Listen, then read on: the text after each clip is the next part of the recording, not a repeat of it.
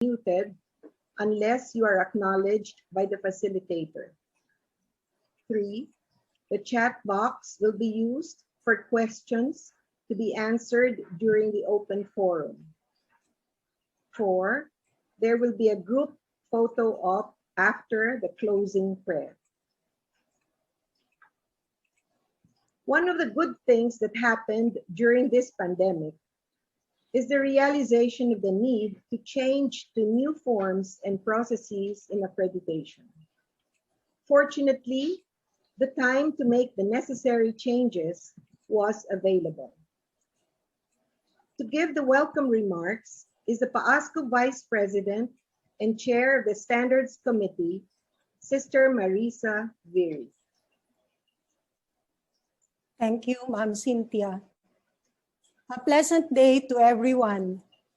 Greetings to the school heads and other school officials of PAASCU member schools, members of the elementary, secondary, and basic education commissions, Mr. Ricardo Palo, Executive Director, and all the attendees to the orientation on the PAASCU virtual accreditation process. On behalf of the PAASCU board, I would like to welcome everyone to this orientation program.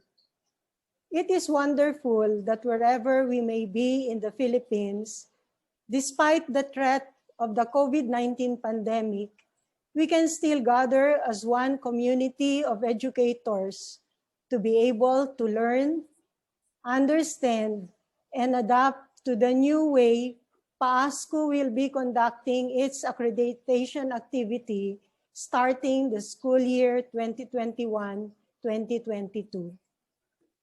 The unexpected situation that the COVID-19 pandemic has brought us prompted the PAASCU board during its meeting last May 2020 to suspend accreditation activities and extend the validity of the member school's accreditation status for 1 year. Anticipating that face-to-face accreditation may not happen soon, the Standards Committee with Mr. Rick Palo started reviewing the PAASCU accreditation process. It benchmarked with other certifying bodies to be able to come up with a virtual program accreditation process. After going through a series of reviews and consultations with different stakeholders, the PAASCU board approved the guidelines during its February 2021 board meeting. I wish to acknowledge the various basic education commissions' hard work and valuable inputs in finalizing the virtual program accreditation guidelines. Now that PAASCU is set to resume accreditation this June 2021, today's activity is organized to orient you on this process, presuming that schools due for accreditation have already established stability in their schools' operations in light of COVID-19, with distance learning being the primary mode of delivery. We are aware of the challenges and difficulties you have encountered and perhaps are still experiencing while you are transitioning. Aware of this, we have reminded our accreditors during their orientation last week to be prudent in assessing and judging how schools are fulfilling their mission. However, as an accrediting body, we have also to be faithful to our mission and mandate of ensuring that your schools are maintaining, if not improving further, your quality initiatives and commitments. Our doubts or uncertainties about the effectiveness of the various online, distance, or blended delivery of instruction and other school services should not hinder us from continuing with accreditation. The virtual program accreditation as a new system or method should help us in this. This new way challenges us to shift paradigms and develop new habits on how accreditation is done. It may take some time to bring us or make us comfortable with new ways of doing things. But we assure you that the Standards Committee and the Commission members made sure that you will not have difficulty following the process we have designed for the virtual program accreditation. This pandemic provides the right opportunity to pursue accreditation in a new way, for this is an excellent vehicle that will provide the glue for substantial and continuous educational improvement of our schools that will make them resilient, responsive, and relevant to the times, to what others call the new normal, and hopefully better normal. May this day truly fulfill what we have set out in our objectives, as I wish you all a very productive day in this PAASCU orientation on virtual program accreditation. Thank you very much. May God bless us all. Thank you, Sister Marisa. What does virtual program accreditation look like? To explain the process, schedule, and requirements of virtual program accreditation is the Executive Director of PAASCU, Mr. Ricardo Palo. Thank you, Dr. Cynthia, and good morning to everyone. I would like to share with you my screen on the guidelines in the conduct of virtual program accreditation.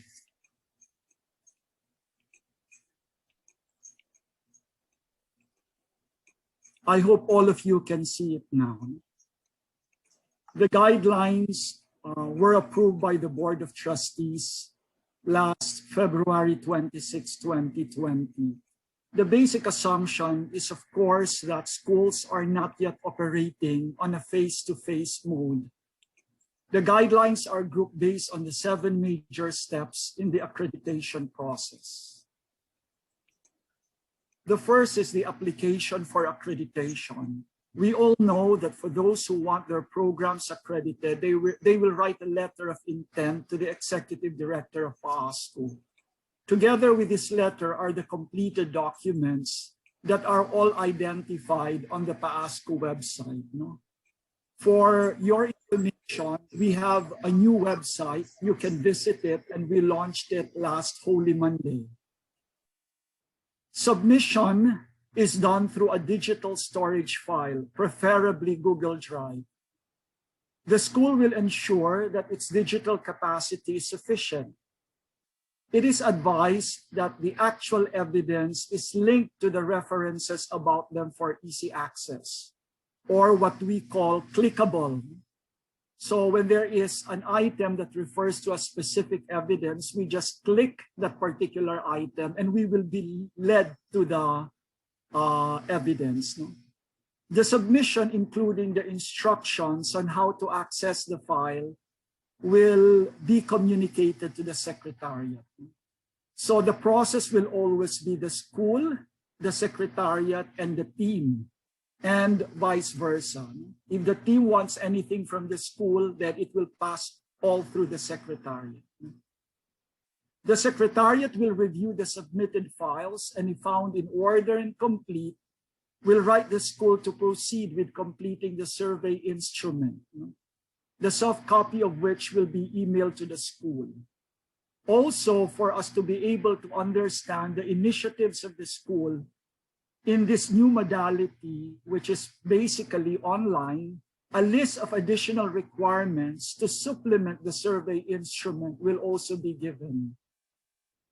The review and confirmation of the school's eligibility usually will take a month. If the school needs assistance on the application process, it may request an orientation from PAASCU, especially for schools whose programs are considered first for said application and accreditation process. This will be done using the Zoom virtual platform, which PAASCU will provide. The second step is the self-survey. A self-assessment is done by the school, which usually takes at least 6 months to complete. We all know that in this process, usually we create 2 teams, 2 committees, one for analysis and evaluation. They will assess how the school has achieved its mission, vision, and objectives, and how it complies with PAASCU standards and requirements.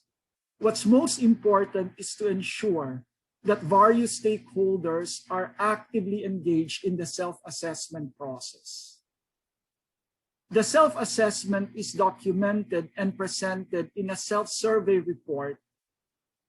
The report is supported by institutional materials used as evidence to substantiate the institution's claims.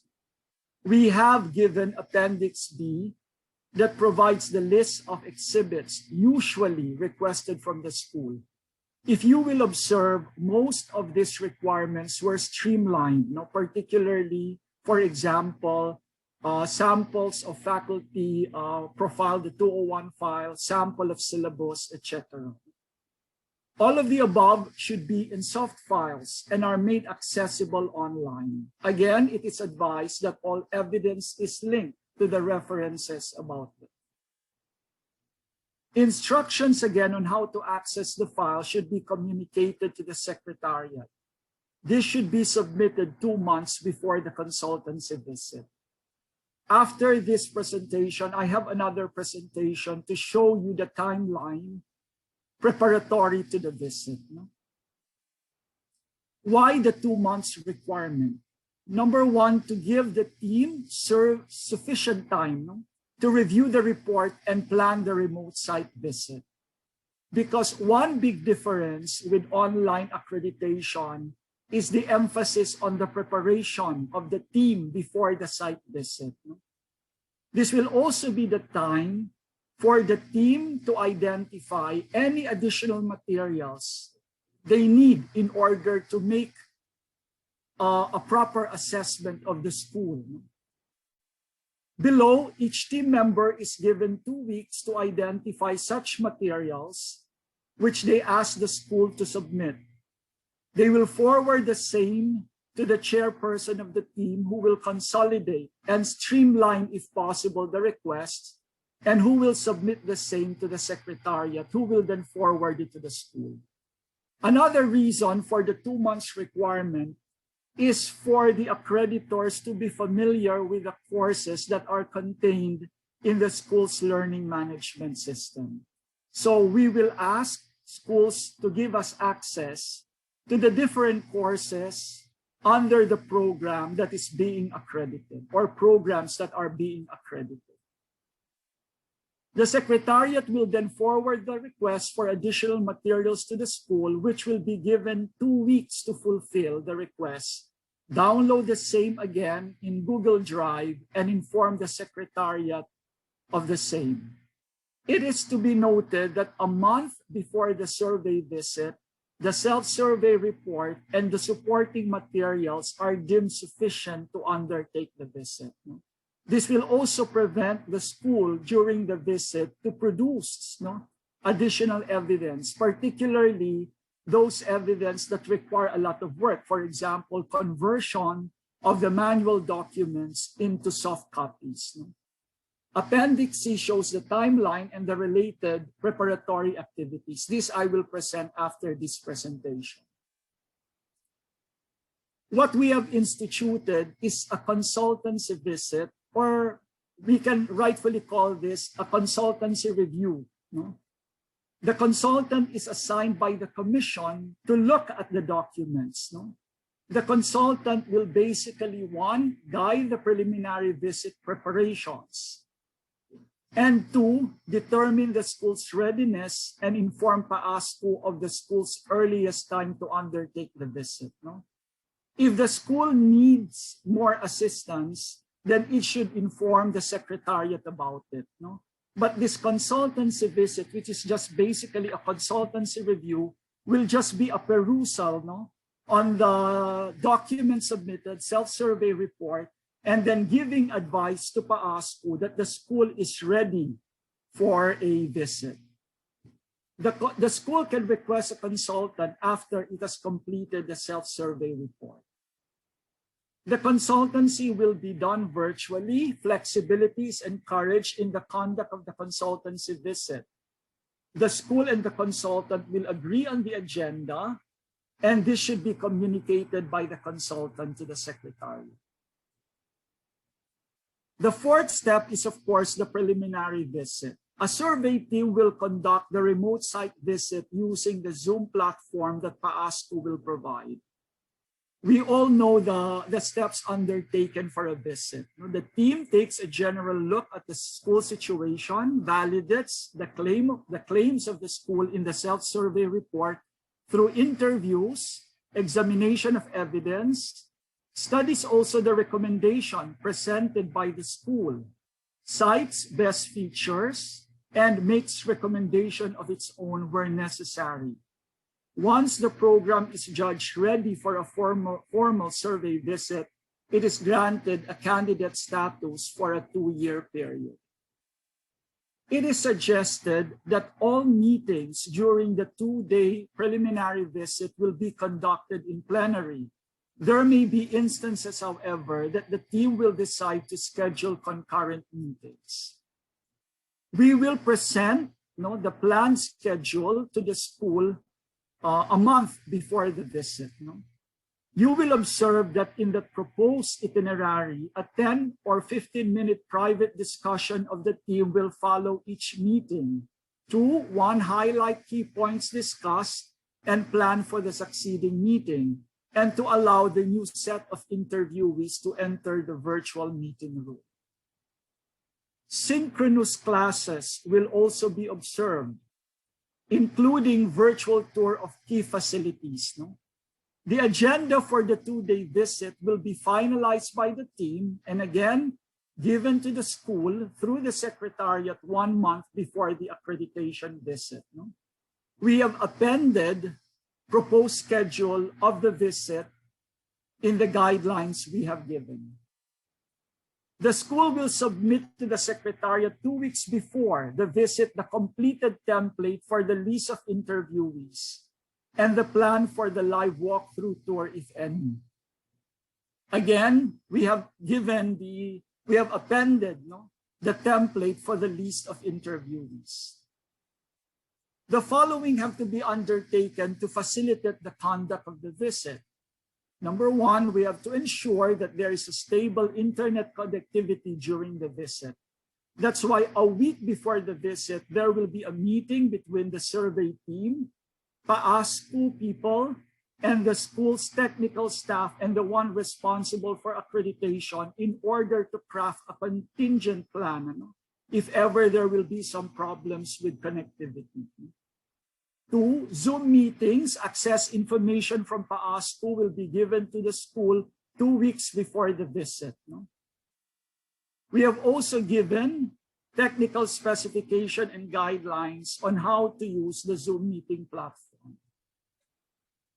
The technology should be tested in advance, as mentioned, at least one week before the school visit with the following people present. Again, from the survey team, from the PAASCU secretariat, and also school representatives, particularly the one who manages the technical facility of the school and the one who manages the visit. An agreed upon contingency plan should be crafted in case of technology failure. The observation of synchronous classes.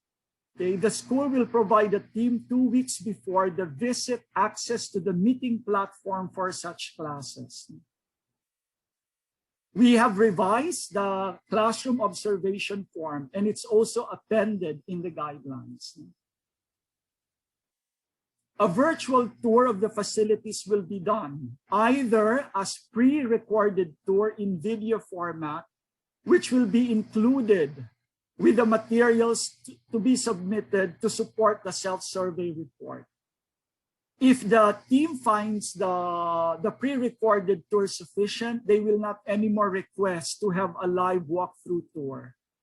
If, however, they find it insufficient, then a live walkthrough tour should be planned and should be conducted during the site visit. The school's IT personnel should be available for the entire duration of the visit. The school's key personnel assigned to manage the accreditation visit should also be accessible. PAASCU representative and the PAASCU technical staff will also be available to provide support. We were discussing in the Secretariat yesterday that if there are few visits for this year, we will assign 2 PAASCU representatives during the site visit, so that if there will be a technical problem in one of the staff's internet connection, then one can immediately support the process. Anyway, the visit is done virtually. The next step is the formal survey visit, which is done after the preliminary visit, usually 2 years after the preliminary visit. Before a formal survey visit is undertaken, the school must undertake another self-assessment using the self-survey instrument and the supplement, and the team survey report that did the preliminary visit. The school will undertake the same process with the additional task of stating the status of actions taken under recommendation written on the team survey report. All of this, again, will be documented in the self-survey report and the supporting materials. Usually, PAASCU also gives a template for the follow-up actions on the previous recommendation. The formal survey visit is conducted by a team, usually 1 year or 2 years after the preliminary visit. The visit follows the same process conducted during the preliminary visit. The team, however, now cites the action taken by the school on the recommendations given by the preliminary survey team, and also provides numerical ratings for each area under survey. Upon favorable evaluation, this is the 6th step, and recommendation by the team and the relevant PAASCU commission, the PAASCU Board of Trustees grants initial accreditation, which FAAP will certify with a level 1 status for 3 years. With this initial accreditation, the school becomes a full member of PAASCU. After the 3-year period, the program undertakes another self-survey and is visited by a team. A favorable re-evaluation merits the program's full accreditation for 5 years. The program is also granted FAAP Level 2 re-accredited status at this time. Levels 3 and Level 4 status will be granted in the future following the existing FAAP guidelines. What's important for us is to note that the process and guidelines for the self-survey and the remote site visit will be the same as in the formal survey visit. There are also instances that there are what we call special visits. Interim visit is done when there are major deficiencies in certain areas under accreditation during the previous resurvey visit. Although done for only 1 day, the process and guidelines in the visit will follow that of the resurvey visit. And there is also such thing as revisit, which is done when accreditation is deferred on the previous accreditation visit. The process and guidelines in this visit will follow that of a formal or a resurvey visit. We have also provided other appendices. There is one that shows the comparative difference between face-to-face and a virtual accreditation visit. There is also the socialized accreditation fees that we will charge to the school in undertaking this virtual program accreditation visit.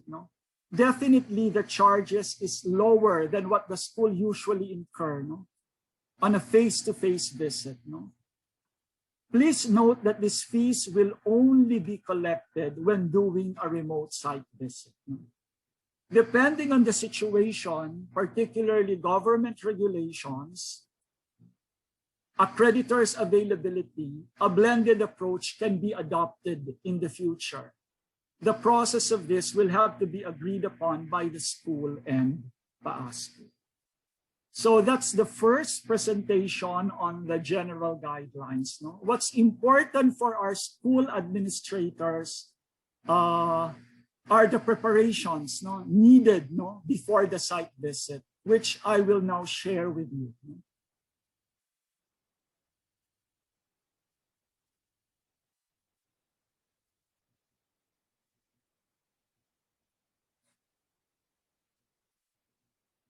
This time, the preparations usually will start 3 months before the survey visit. No? The transaction is between the school and PAASCU, the PAASCU Secretariat, not yet the survey team.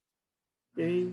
The first thing that we have to give the school is the tentative lineup of accreditors who will conduct the survey visit. No? For the school's confirmation, or if the school wants to suggest change in the lineup, then they will be given a chance to do so. No? And what's most important is the signing of the data sharing agreement, because there is now a lot of concern between personal data being shared. For example, when we will try to audit or to evaluate the learning management system, we have to identify information that the school can share with PAASCU, and which PAASCU, particularly its accreditors, can use in evaluating the school. So all of the schools now will be requested to enter into a data sharing agreement with PAASCU. We have a template for this. We have also forwarded the same to you. We can modify the same based on the terms of such agreement. 2.5 months before the survey visit, the school will be able to email the secretariat the confirmation and the lineup, or if not, request for some changes in the lineup. The main reason for the change will be basically conflict of interest. Okay, if there is such thing as conflict of interest, then we can entertain the request to possibly change the team lineup. But this will be subjected to the confirmation of the commission. 2 months before the survey visit, we will email the school the final lineup, okay? And also, we will start to deal with the survey team. We will ask the survey team to enter into a non-disclosure and confidentiality agreement with PAASCU. Again, to secure information that the school will disclose to the accreditors. We will also ask the survey team to sign up a code of conduct and policy on conflict of interests. And of course, the interview photo and video consent form. Most importantly is for the school to submit the self-survey report with the supporting materials using the digital storage file, the access information to the digital file, and also access information to the LMS of courses on programs to be visited. The PAASCU Secretariat will email the survey team the submission and the access information. First and second week after the submission, that is around 1.5 months before the site visit, or 2 months, the survey team and the PAASCU Secretariat will review the self-survey report, including the supporting materials, and email any additional requests for materials to the survey chair, who will consolidate the same. Because there might be duplication in terms of the request forwarded by the different accreditors. So it will be the team chair who will streamline and consolidate the request. The survey team chair will consolidate the request and email the same to the secretariat, and the secretariat will forward the same to the school. The first and second week after the submission of the self-survey report, this is around 1 to 1.5 months before the survey visit, the survey team will submit to the Secretariat the completed non-disclosure and confidentiality agreement form, the completed Code of Conduct and Policy on Conflict of Interest form, and the completed interview photo and video consent form. The school, on the other hand, will submit the requested materials through the digital storage file facility and email PAASCU of this submission and again the access information. The PAASCU Secretariat will email the survey team informing them of the submission and providing the access information. Therefore, this is most important. A month before the survey visit, again, I am iterating this, the survey team, will find the document sufficient to render the judgment, the evaluation, and for them to assess whether the school will be able to pass or not the accreditation process. No? Email the PAASCU Secretariat the 2-day visit schedule with a list of interviewees, no? Also at this time. No? The PAASCU Secretariat will email the school the following: the finalized schedule of the 2-day visit, the template of the interviewees, and of course, the interview photo and video consent form. 2 weeks before the survey visit, the school will email the Secretariat the following: the completed template of interviewees, no? Plan of the live walkthrough tour, if any, access information to all classes, and the completed photo and video consent form.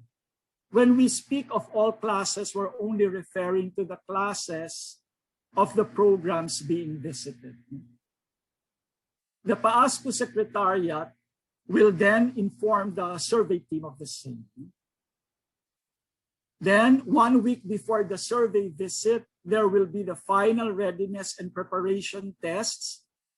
And the group that will meet will be the accreditation team, the PAASCU Secretariat, particularly the PAASCU IT personnel and the PAASCU representatives, and also the school manager for the accreditation visit and an IT staff. Now, hopefully, at this time, we can see whether we can conduct the site visit efficiently, and if not, or if there is risk, then define a contingency plan. That's all, Dr. Arcadio. Thank you very much.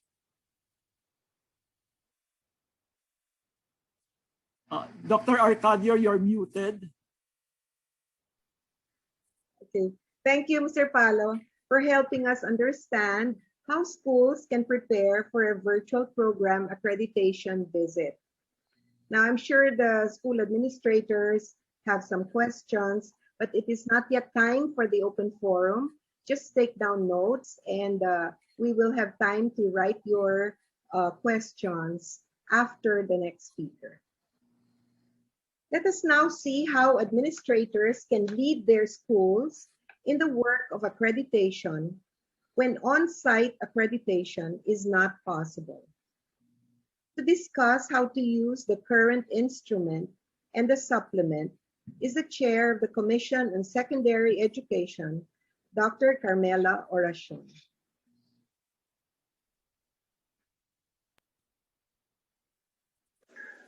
Good morning, everyone. We're happy to have you in this webinar. We have all experienced how COVID-19 has altered our everyday lives. Unsurprisingly, it has also affected the education process.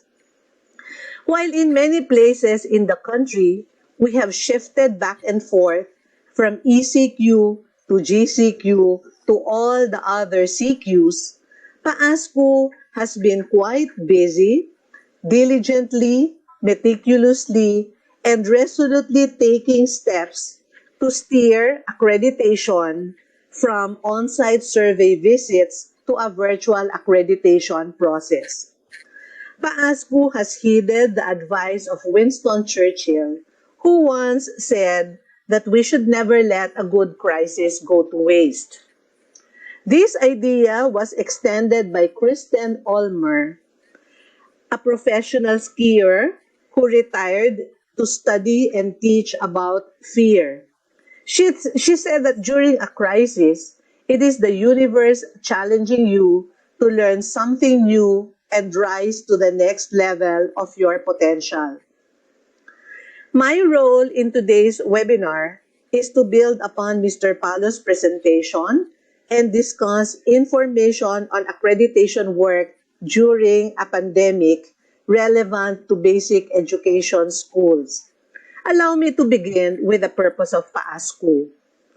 We know that the purpose of PAASCU is to assist and integrate the efforts of schools, colleges, and universities to raise the quality of education they offer even during the pandemic, or perhaps more so during a pandemic. For PAASCU, quality encompasses a school's fitness for purpose and its responsiveness to the needs of stakeholders. In this presentation, I will provide inputs on preparing the self-survey reports, the contents of the supplement reports, the schedule for the 2-day virtual accreditation visit, and the evaluation instrument for teaching and learning.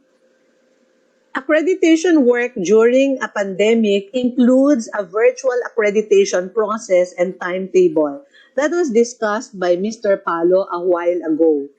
Schools that have already been scheduled for survey visits this coming school year have used the current survey instruments in the preparation of their self-survey report. These instruments are electronically provided by the PAASCU office, but those who have asked for hard copies would recall that these are the booklets with a yellow cover for grade school, a white cover for basic ed, blue for high school, and purple for senior high school. Those schools who are scheduled to undergo preliminary survey this coming school year and have not yet completed their self-survey processes are enjoined to use the new instrument. That's the standard-based accreditation instrument.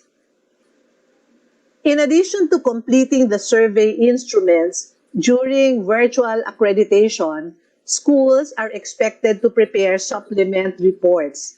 I will discuss the supplement reports later, but these are reports which provide context related to the school's operations and processes during the pandemic. We have also developed an evaluation instrument for teaching and learning.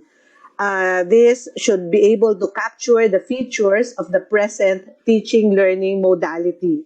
It is an instrument that goes beyond the coverage of what we used to have before, the classroom observation instrument. The areas that will be covered in the accreditation process during the pandemic remain. These are faculty, curriculum and instruction, library and AV services, laboratories, physical facilities, student services, administration or leadership and governance for senior high school, and school and community.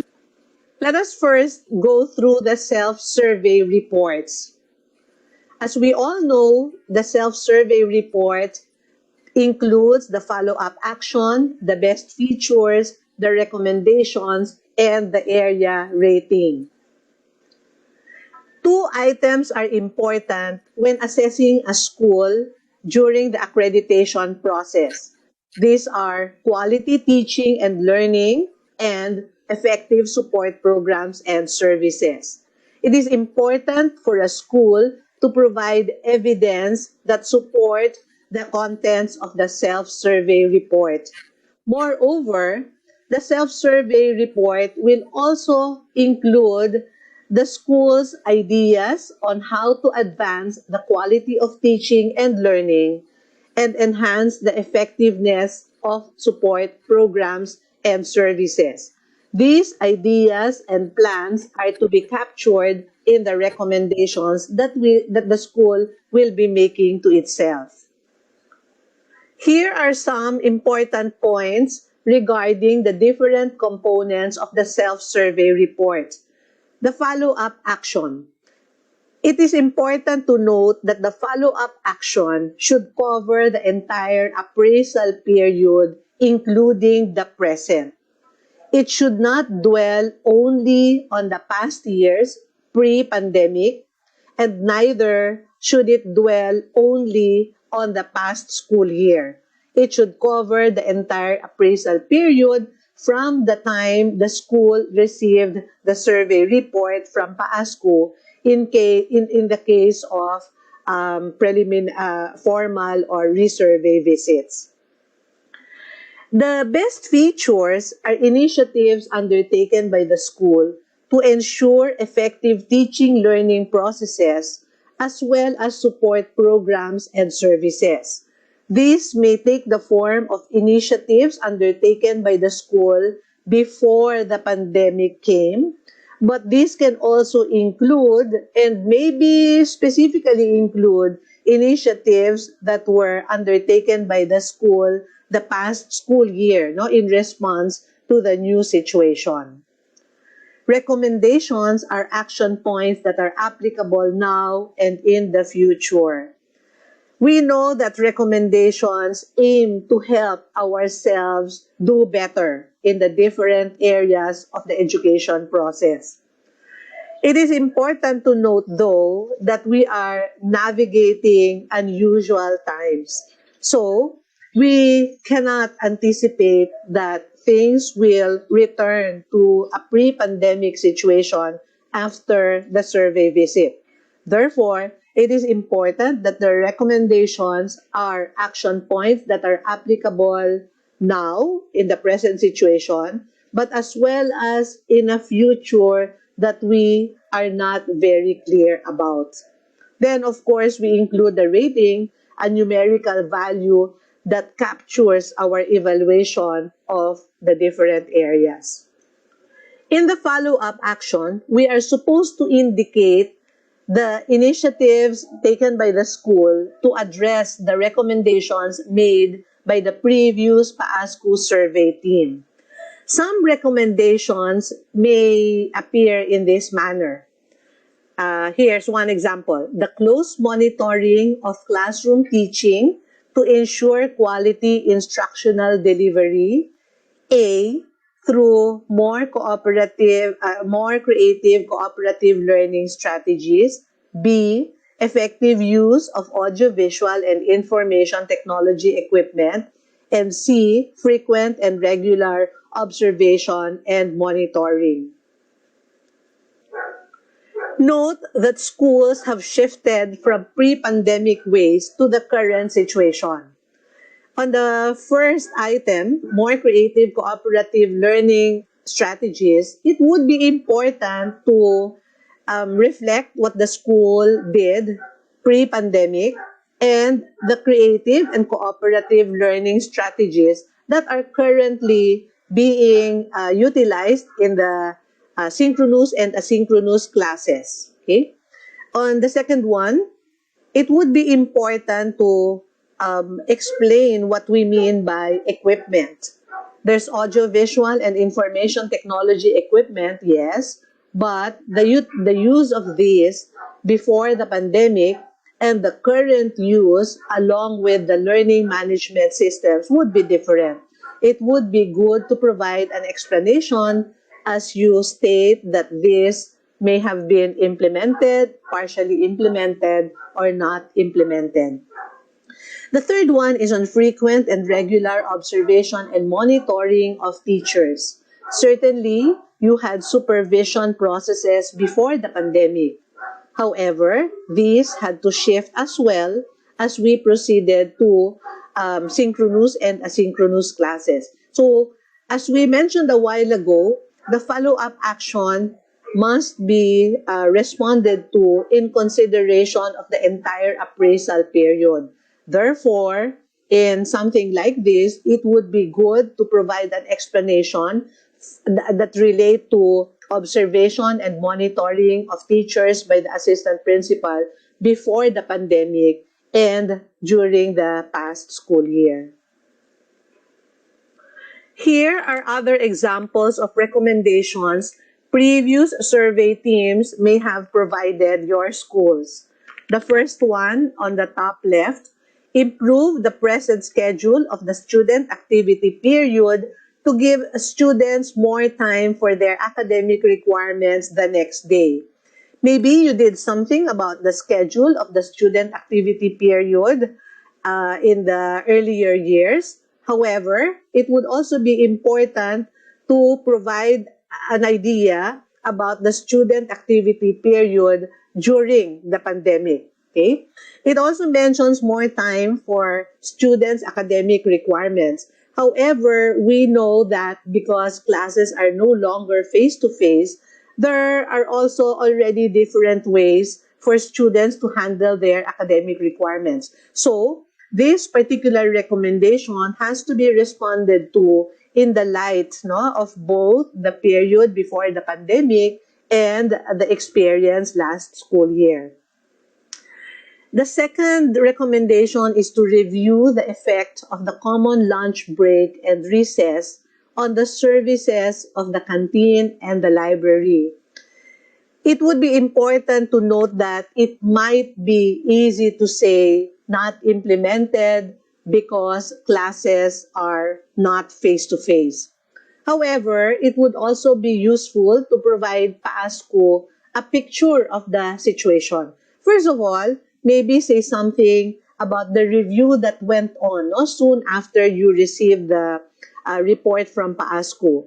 But it may also be good to provide information on the services of the canteen and the library at present and how certainly these are no longer affected by the common lunch break and recess of the students.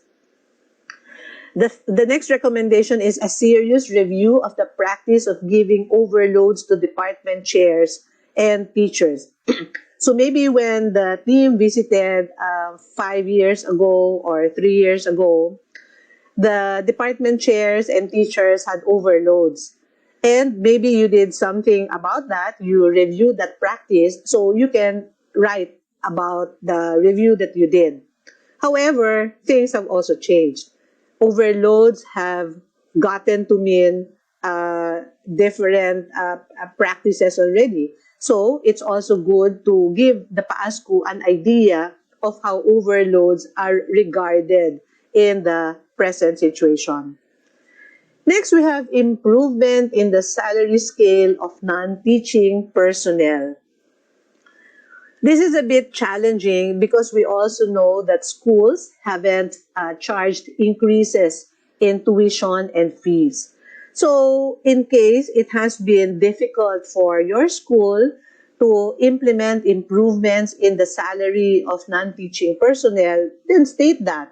I mean, PAASCU is never prescriptive. It is not requiring you to improve the salary scale of non-teaching personnel. It has suggested to you that this may be a good initiative, but in case it is not possible because of your present situation, then please explain that in the follow-up action. Finally, on this slide, we have this recommendation, providing for a library period in the class schedule to help students develop their love for books and reading. So once again, maybe you put in place a library period pre-pandemic. However, class schedules are differently organized during the pandemic. So maybe you can explain how you have attempted to help students develop their love for books and reading even during the pandemic. Now, on the best features, I am sure that you're very happy with many good things about your school, both pre-pandemic and this past many months. This is an example of a best feature during the pandemic. I saw this in the Philippine Daily Inquirer yesterday. This is from the Sisters of Mary School in Cavite, and this is a bubble success story. The school has 1,635 boys and 2,268 girls, plus faculty and staff. Since November 2020, when maybe the concept of a bubble was just emerging, the school already implemented a no entry, no exit policy. And they started holding face-to-face classes. The first thing they did was to reach out to all their faculty members and personnel, non-teaching personnel, to ask who among them were willing to stay in the school, no, in the bubble. The administrators of the school stated that the mental health of the students was a primary consideration. They felt that there was a strong need among the students for normalcy of classroom interaction. So this is something that the Sisters of Mary School in Cavite initiated. Maybe you did other things. Actually, we're sure that you did other things in order to transition from the pre-pandemic situation to the current situation. State those. Those are best features that you are happy about, and PAASCU would be happy to hear about them as well. While best features can certainly include the initiatives that you had before the pandemic, if these are no longer applicable, then they're quite stale. So it's also good to look, no, and look hard for good things that you have done in your school or that have happened in your school and report them as best features. For example, in the library, in the area of library and library services, when schools closed, did that mean that libraries also closed? Did that mean that there were also no library services at all? We know that schools had initiatives, no, that aimed to provide library services to faculty and students even when schools were closed. So perhaps innovations that provide services for teachers and students beyond physical books and buildings. Perhaps attempts to offer digital access, digital book loans, e-book checkouts, and digital badges for the children. Perhaps online summer library activities, or perhaps space to discuss, process, and explore current events. Now, the recommendations. Perhaps in the middle of the past school year, we had hoped or we had imagined that classes will open again in the same manner as in the past this coming school year.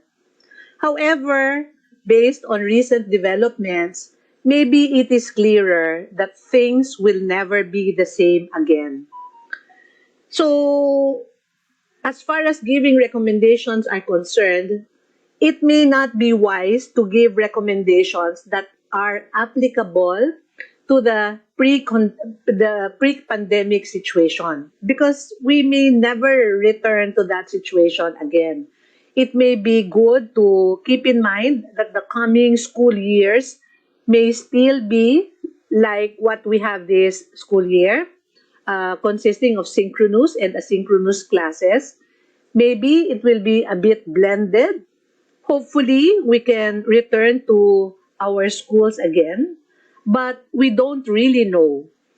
However, we have lessons that we have learned during the pandemic closure, and these lessons will stay. So maybe the recommendation can take the form of directions for the different initiatives that we implemented in the past school year, keeping in mind that the situation in the coming years may not be exactly the same as we had it this past year.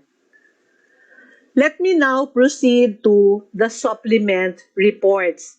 The supplement reports will accompany the self-survey reports. The supplement report should include the school's initiatives to continue its operations during the pandemic. It will take the form of a narrative presentation or explanation to be included in the comments section under each survey area. Again, it would be important to provide evidence, no, related to the contents of the supplement report. For faculty, for example, it would be useful to cover the following: new work engagement, maybe the new definitions for part-time and full-time faculty, maybe the working hours expected of our teachers and how we monitor the working hours. Maybe this can also include the arrangements on regular load and overload.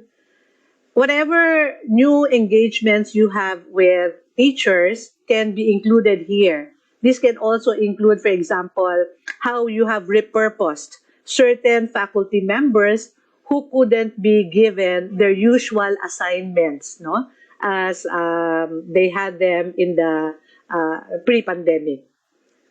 This portion should also include how you are now supervising teachers and assessing their performance. This can also include the faculty development programs as you prepared teachers for the different modalities and as you supported them, no, in the teaching process using the learning management system and other processes of the school. This can also include faculty qualifications as far as the current technologies are concerned. No? This one is related to the faculty development programs. Faculty members had qualifications, but maybe they also needed interventions to get them to a proficient level as far as technologies are concerned. The supplement report for curriculum and instruction can include the following: the modified curriculum map along with the course content for the different subject areas, the learning modalities implemented by the school, the delivery of programs, including how the learning management system selected by the school is being utilized, assessment of learning outcomes, supervision of instruction. We mentioned supervision of faculty a while ago. In this section, we will include supervision of instruction. And finally, co-curricular activities, practicum, and laboratory work. Did these have to end with the closure of schools, or have you been implementing student activities, co-curricular activities, practicum work, and laboratory work in a different manner? For library and laboratories, we suggest the following contents for the supplemental report. First, the collections. No? Both library and laboratories have collections. And we hope that you can give us an idea about the digital and online collections of these learning facilities. Second, online access of materials. How are the teachers and students able to access the materials while they study or work from home? Third, data on the use of collections, facilities, and equipment. And finally, the online support provided by library and laboratory staff. We imagine that at the start of the school year, when teachers were really very busy migrating from the pre-pandemic situation to the online teaching modality, our library and laboratory staff were also busy providing the needed support. The supplement report for facilities include the provision for access to facilities, if any, the health and safety protocols being implemented by the school, and the maintenance program, no, while classes are not happening face-to-face. We shall also be asking the schools to provide a video or virtual tour showing key spaces, facilities, and equipment. The survey team that will visit your school will have the chance to take a look at this several weeks before the visit. And if in case the team would like to look at other areas in the school will be informed so that the additional video or information can be provided. Then let's move on to student services. The supplement report for this area can cover the following: how student services are provided to home-based students. And secondly, perhaps you have new student services and programs relevant during the pandemic. It would be very helpful to include this in your supplement report. Now, let's move on to the supplement report for administration. A full description of the school's learning continuity plan is important. This is important because that's the way the survey team will understand what's going on. We would like to request you to include the specific strategies that you implemented in order to address the disruption. Then, of course, we also have IT support for teaching, learning, and other activities. Please note that on the first slide, the LCP should be Learning Continuity Plan. I am very sorry for that mistake. I will correct the PowerPoint presentation, but I'm unable to do it now because I'm recording this presentation. For school and community, kindly include the nature of community engagement. We all know that it's been a challenge to continue going to the partner communities, but maybe you did this in other forms. Maybe you reached out to your partner communities or adopted communities in new forms. So kindly include that, as well as pandemic-related programs that you have perhaps adopted for the beneficiaries. It would be useful to include a video of the adopted community and also include an opportunity for the survey team to interview the community leaders. The last two are there in place of what used to be the visit of the school and community accreditor to the adopted community. So that will help the school and community accreditor understand better the situation of the adopted community and what the school has done to reach out to the adopted community. Now let's proceed to the 2-day virtual accreditation visit.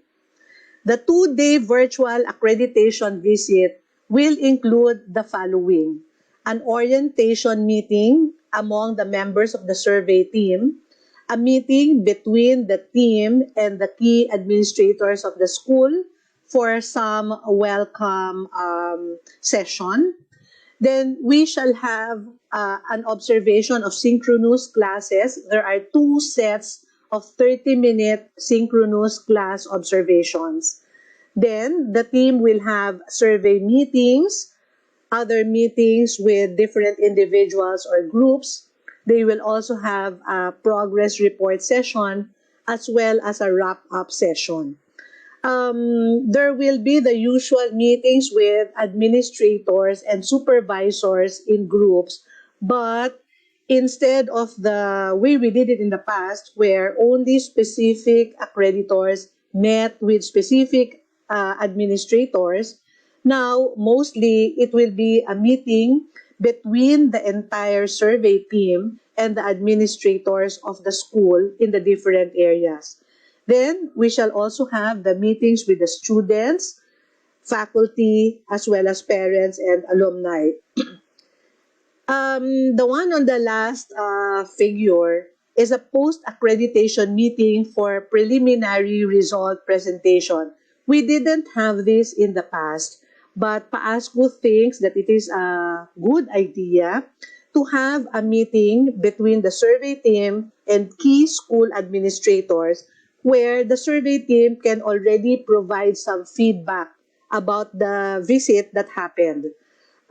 We will not provide the decision of the survey team yet because that's not possible.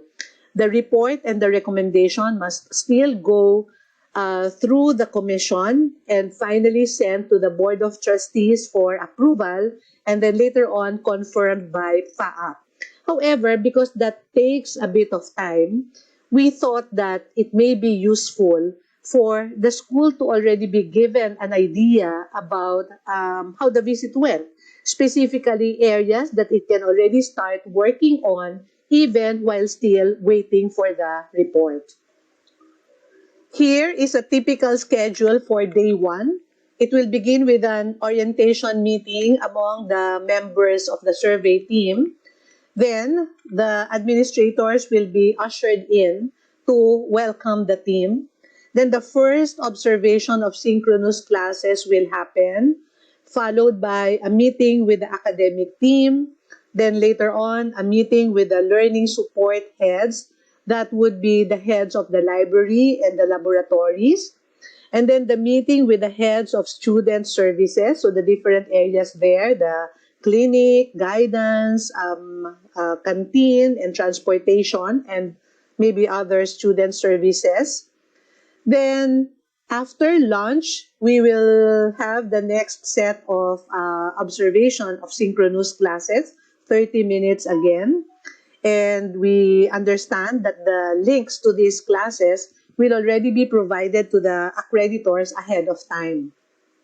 That will be followed by a 15-minute meeting with the physical facilities administrator. Note that this may be quite short, but that's because there's also a videotape that the school has already submitted to provide a picture of the physical facilities of the school. That's going to be followed by a meeting with parents and alumni, 30 minutes, and then a meeting with the school leadership team, maybe the president, maybe the principal, and the other top leaders of the school. Then, before the day ends, the team, the survey team, will have a progress report session among themselves. The schedule for day 2 appears on the next slide. This will begin with a 30-minute meeting between the survey team and the head of the community engagement program, as well as leaders or representatives from the adopted community. There will be an opportunity for various other meetings after that, no? So that accreditors who would like to see specific coordinators or supervisors may be able to do so. Then we will have the meeting with the students for an hour, the meeting with the faculty for an hour, and then the survey team will be on their own from 1:45, writing their respective reports as well as holding the wrap-up session. Finally, a 30-minute meeting is scheduled for the post-accreditation session, no? Where, as I mentioned earlier, the survey team, through the chairperson of the team, will provide the school, no, through the administrators present there, some preliminary results regarding the survey visit that is about to be concluded. Then there will be a 30-minute final session where the survey team meeting can bring to a close the survey visit, and then the team leaves the school by pressing leave on the Zoom room at 5 o'clock p.m. Please note the dark shaded rows. These represent brief sessions where the team members come together in order to discuss what may have ensued in the previous session and to prepare for the next meeting. But at the same time, this is also to provide for technology arrangements, no? So that the next meeting rooms can be set up by those in charge. Finally, let me go through the evaluation instrument for teaching and learning. I said a while ago that this was developed in response to the current teaching learning process. This goes beyond the coverage of the classroom observation instrument that we used to have in the past.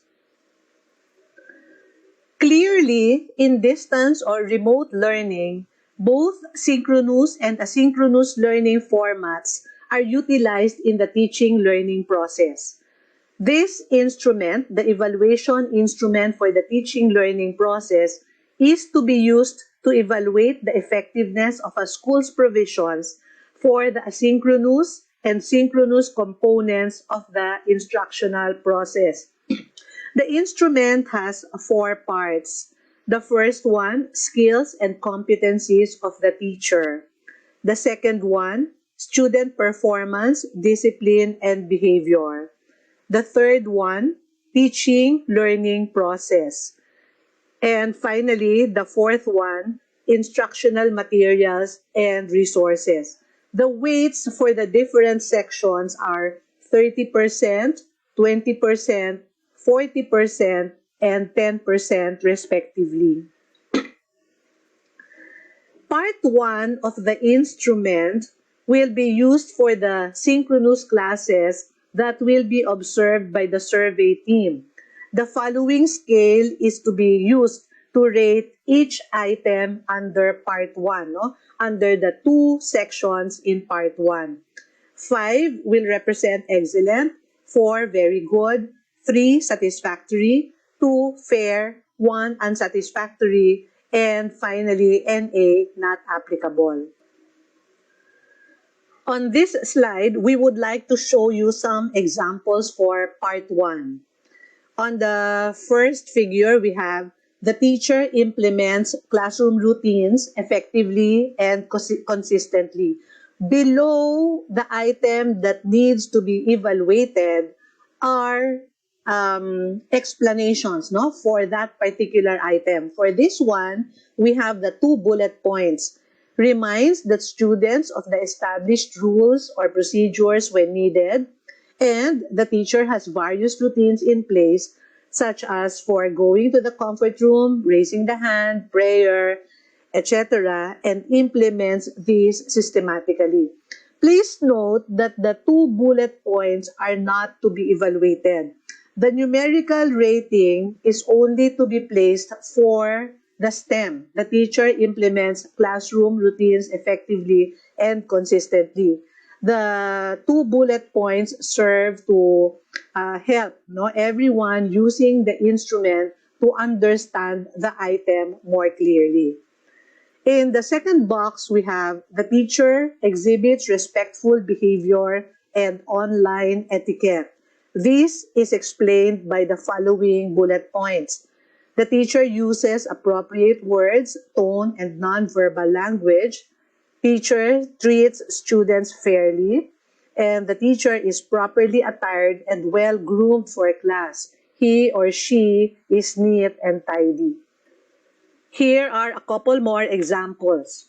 The students show respectful behavior and online etiquette, and this is explained by the following.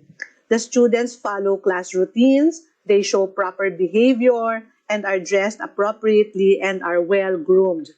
Another example, the students participate actively in class, and here are the points related to that. They are on task, they contribute meaningfully to the discussion, and they respond appropriately to the questions of the teacher. Part 2 of the instrument is for both synchronous and asynchronous components of the teaching learning process. And the instruction for that part goes this way. Aside from giving a rating for each item following the rating scale that I provided earlier, check where the indicators are evident, whether these are found or you found them in the synchronous classes or you found them in the asynchronous components of the teaching learning process. Here is a capture, no, of that particular portion of the instrument. So there you see the first item. The lesson demonstrates thorough planning and follows a logical, organized flow. Once again, there are bullets to explain the particular item. Here they are. The learning plan includes essential parts of the lesson. The activities are aligned with the objectives of the lesson. The presentation and development of the concepts and activities is logical. And then aside from the 5, 4, 3, 2, 1, NA, as explained in the rating scale earlier, you will find a column marked S and a column marked A. So the accreditor is supposed to place a check mark under S if the item was observed through the synchronous classes, and under A, if the item was found, no, or had evidence under the asynchronous components of the process. It is definitely possible to check both S and A. So there, I hope I was able to provide you a clear picture of what to expect in virtual accreditation. I hope that the inputs are helpful as you prepare further, no, for the scheduled survey visits. We wish everyone all the very best, and we hope that you will raise your questions later or your opinions so that we may be able to make things clearer, no, some more for all our member schools. Before we bring this presentation to a close, I would like to do a simple poll. I would like to request all the participants to go to www.menti.com and use the following code, 44596102. So, using your laptops or your mobile phones, kindly log into menti.com, and then you will see a prompt there, and kindly input the code 44596102 and follow the next steps. This is what we would like you to do. To type in 2 words that represent any components of virtual accreditation that you are concerned about. So again, type in 2 words that represent any components of virtual accreditation that you are concerned about. So let me end here at this point, and then in like 1 or 2 minutes, we shall take a look at the results of the poll.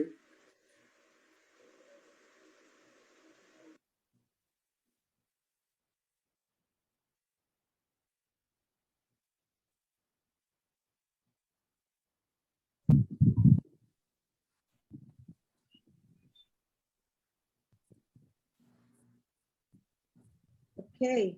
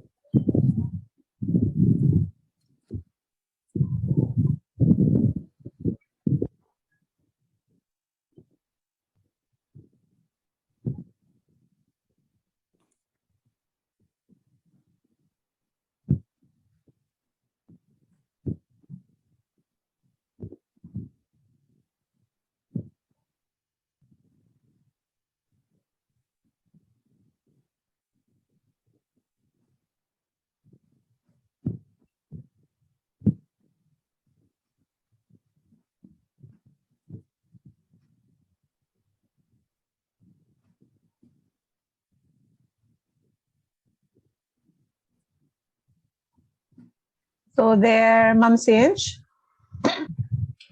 So, Ma'am Sinch, it seems that in this word cloud, we see that connection, no, is concern, internet connection specifically, and then others would be laboratories, a while ago libraries, no?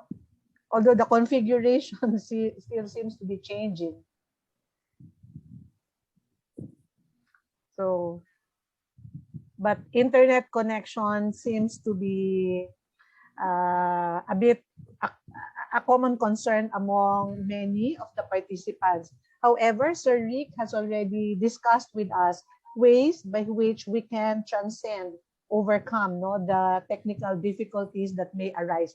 We know that it's inevitable to have connection problems. However, we are also putting in place the necessary steps so that we will not be bogged down. The work of the survey team and the survey visit schedule will not be severely affected by the connection problems. Ma'am Sinch? Okay, thank you, Dr. Aracion, for helping administrators visualize the role in leading their school's preparation for a virtual program accreditation visit. We shall now have enough time for an open forum. Since there is no separate Q&A button, we shall be using the chat box for the questions you may wish to ask. Therefore, may I request you all to use the chat box at this time only for questions. Kindly refrain from using the chat box now for comments like thank you and congratulations, and that was a good presentation, etc. We will have that, your chance to do that later. But because we have only the chat box for the Q&A, let's reserve it first to the questions that you would like to ask. And this is the procedure. 1, if you have a question, indicate the speaker whom you are addressing your question to, either Mr. Palo or Dr. Oracion. 2, write in the chat box your question that is short and direct to the point. Okay, so I shall give you a few minutes to do this. I'm sure you have a lot of questions. So please do your Q&A questions now. Thank you.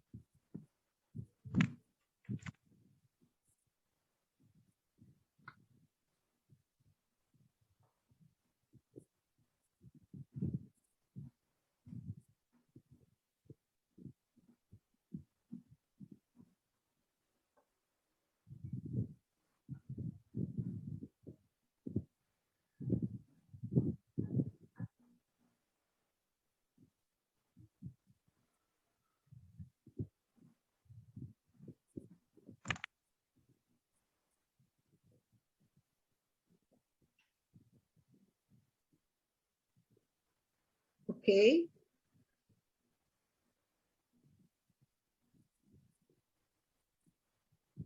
I think many of you are still writing your questions. It would be good also to listen to the answers. So I'll give you just a few more seconds to finish asking your question.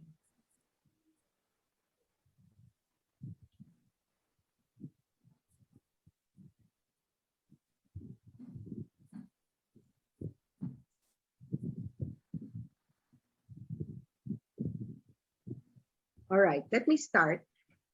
From Juliet Reyes. Oh, it does not say. Okay. to everyone. Now, please write the name of the speaker, no?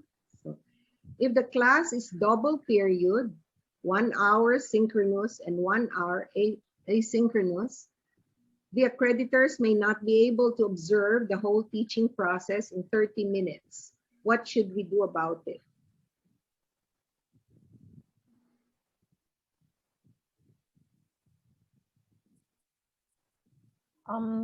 As in the past, it wasn't really our practice to observe the entire period all the time.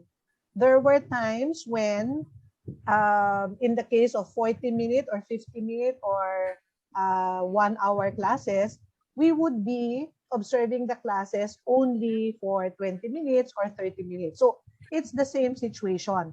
There are specific points that we will look for, and those points should be possible. No? Looking for those points should be possible even with only 30-minute sessions. For example, we will be looking for the engagement of the students with the content of the material. We will be looking for the command of the teacher as far as subject matter is concerned. We will be looking for the interaction, no, between the student and the other learners or the teacher. So those can already be observed even with a 30-minute session. Importantly too, we will take a look at the components, no, in the LMS, no, the different provisions there. And that way, for example, the discussions would be reflected somehow there. We can take a look at the quality of the assessments that are utilized in the particular class, and so on and so forth. Okay. Yes, Mr. Palo? If I can add, I think what will be observed now are not just the synchronous classes, no? With the access on the LMS, no? What will also be observed are the asynchronous classes. No? In fact, I think there will be more rigor in assessing the entire development of the course, because the LMS will basically identify and define all the activities for each session from beginning to the end of a particular course. As was mentioned, the discussion will not be just limited to the synchronous classes. No? There can be discussion activities even on asynchronously, no? Or the engagement with content, or even with assessment that are either summative or formative. No? So I think there will be more rigor in now in observing the plan and the design of the course, no, or of the subject, no, because the LMS will make that explicit, no, from beginning to end. No? So let us not equate anymore class observation to simply synchronous class observation, no? Because there can be non-synchronous class observation. The school will be requested to give us access, no, to the LMS 2 months before the visit. So there is a lot of time, no, for the assessors to look at the detail, even the development of the discussion within those 2 months, no, up to the time of the visit. No? So I think that is the rigor that is new in this kind of a process. No? So it is really more. No, actually, the observation will be, I think, around 2 months. No, especially for asynchronous no, classes. No? Okay, thank you. To Mr. Palo from Paref Woodrose, I'd like to ask if the principal should be present during the self-survey area meetings. Usually, it will depend on the area that is being surveyed, assessed. No? Usually for the area of administration, or maybe from some critical areas like curriculum and instruction or faculty, then the principal will be needed in such a discussion. So it will really depend on the concerns, that on the issue, on the topic, on the areas being assessed, no, and the role of the principal in the process, no. However, we advise that the principal ought not to be present in all of the area meetings, because they can also intimidate the assessment and the evaluation process, the analysis and the evaluation process, only when they are needed. Okay, thank you. For Dr. Sean, is the schedule of class observations negotiable? Our synchronous classes are all scheduled in the morning. The schedule that I presented for day 1 and day 2 are typical schedules. We suspect that this will be the template schedule for most survey visits. No? However, this can be adjusted. I mean, they are not cast in stone. Depending on what we will learn about the school and its processes over that 3-month period, no, from the time we start receiving the reports, then the schedule for the 2-day visit can be drawn up in a manner that will be more suitable to the context of the school. Okay, thank you. To Mr. Palo, what if the school is into level 3 accreditation and level 3 re-accreditation? What steps are to be taken? We invite the school to apply, and then the school will be given the documents, no, that they need to complete. No, the documents are basically the requirements, no, that will meet the criteria of for level 3, and then submission will be done online. There is no visit, no, required for level 3 accreditation, so it's just documentary submission, and that will be done through Google Drive. No? So it's much easier than the regular resurvey or formal survey. From Sister Consuelo, for Dr. Mel Orocion, will the limited usage of the laboratories in terms of experiments, etc., for this school year impact or affect the rating from PAASCU?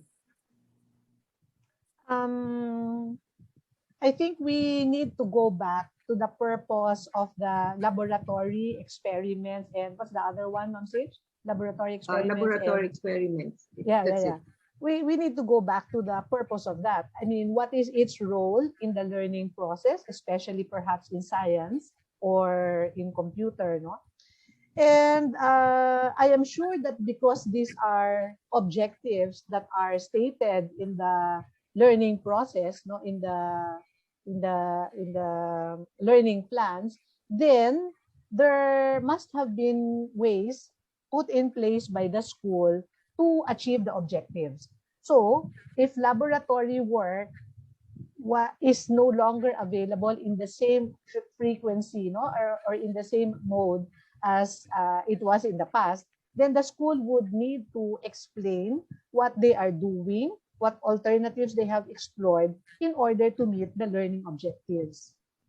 Okay, so related to that, how is the class observation for purely modular distance learning? For purely modular distance learning, then there are no synchronous classes to be observed. We do not want you to suddenly come up with synchronous classes that we will observe, because to begin with, you went into a modular scheme because online learning wasn't possible. So let that be the case, no? I mean, we will take a look at the context of the school and then plan the 2-day survey visit along those lines. Instead of the components in the LMS, I'm sure that you have modules, no, or other materials that would replace, you know, the items in the navigation bar of the LMS. No? So may corresponding din yun. So we will take a look at those. Okay. Mr. Palo, from Silliman University, how many minutes will a live walkthrough take place? What will you be looking for during this walkthrough? As we mentioned, we expect that the school will already have a pre-recorded video tour, and this will be submitted together with a self-survey report 2 months before the site visit. No? If, however, the team finds that the pre-recorded tour is not sufficient, then they can request the school for additional spaces, materials, equipment that they want to be observed. No, hopefully this should not exceed 30 minutes. No, because there is already the pre-recorded tour. As much as possible, we will prevent a live walkthrough tour, because connectivity again can be a problem if we move from one space to another. And if there will be a live walkthrough tour, this will be a scripted thing. In other words, accreditors will not be allowed during the walkthrough tour to request for additional areas to be visited, except if the area is quite proximate. Because again, there should be a plan in relation to this live walkthrough. So I think 30 minutes will do, or the ideal scenario is not to have a live walkthrough tour, but already to have a pre-recorded tour of the spaces and the facilities. Okay, thank you. To any of the speakers, plans to have one schedule only for both senior high school preliminary visit and grade school to junior high school re-accreditation, should we have separate self-surveys and documents for them? I'm sorry, so there will be a preliminary survey of the senior high school and then a re-survey of the grade school to junior high school. I think that it would be imperative to have 2 self-surveys because those are 2 different programs.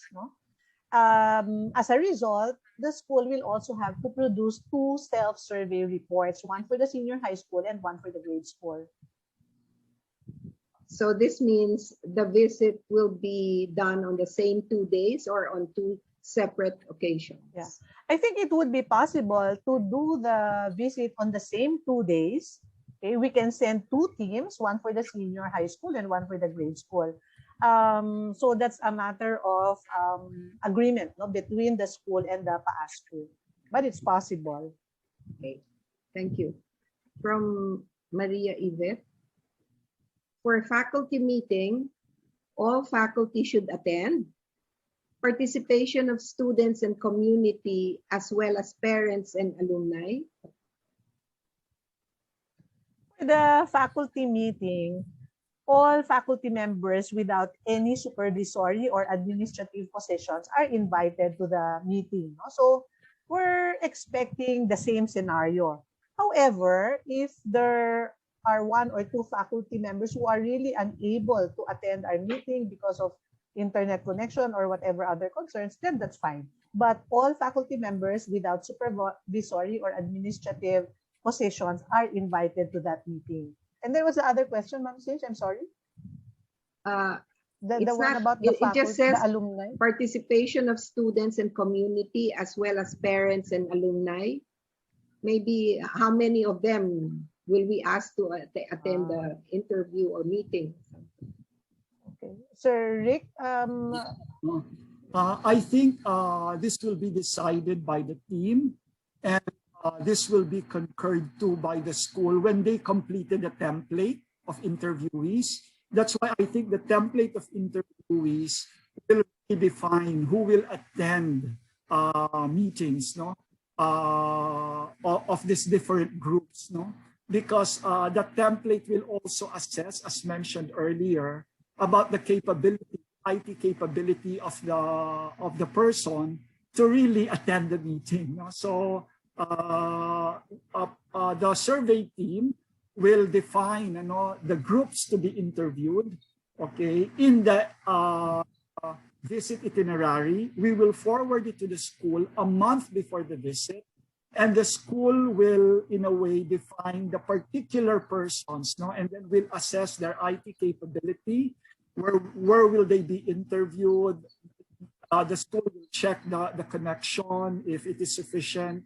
And then 2 months before the remote visit, it will be forwarded to us, and then we will forward it to the team. No? So if the team finds that the list of interviews is sufficient or is doable, then there will be no problem. If not, then we might ask for additional numbers. No?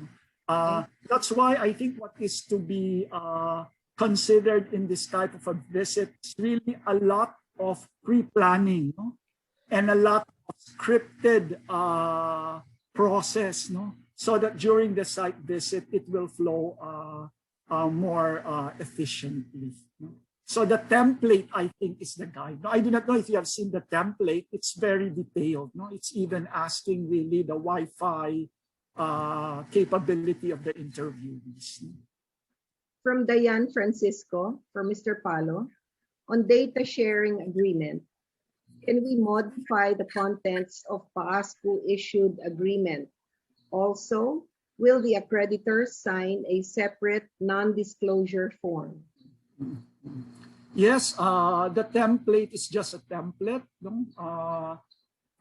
We can already farm that out to you once you think you're ready to go through the agreement, even before the 3 months. No, we can already look at the details of the agreement and then complete it. No, and yes, all the accreditors will be asked, no, for every visit, no, that they will participate that they will participate in, to sign a non-confidentiality agreement. Okay. Thank you. Ma'am Oracion, would you only look at online learning? What if we also offer modular learning? What should we prepare?